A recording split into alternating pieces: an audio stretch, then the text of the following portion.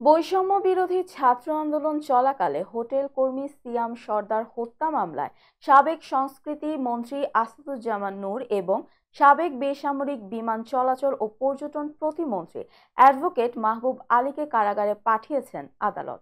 সোমবার বিকেলে ঢাকার মেট্রোপলিটন ম্যাজিস্ট্রেট আদালতের বিচারক মোশাররফ হোসেন আসামিদের উপস্থিতিতে এ আদেশ দেন।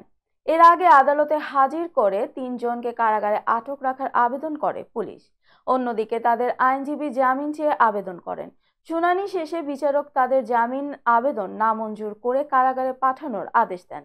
রোববার রাতে রাজধানীর বেইলি রোডের নওরতন কলোনি থেকে আসাদুজ্জামান নূরকে এবং রাজধানীর সেগুনবাগিচা থেকে মাহবুব আলীকে গ্রেফতার করে ঢাকা মহানগর গোয়েন্দা পুলিশ। মামলার অভিযোগ থেকে জানা যায়, সিয়াম সর্দার রাজধানীর মিরপুরের হোটেল রাব্বানিতে চাকরি করত। বৈষম্য বিরোধী ছাত্র আন্দোলন চলাকালে গত 18 জুলাই ডিউটি শেষে বাসায় ফেরার পথে গুলিতে প্রাণ হারায় সে।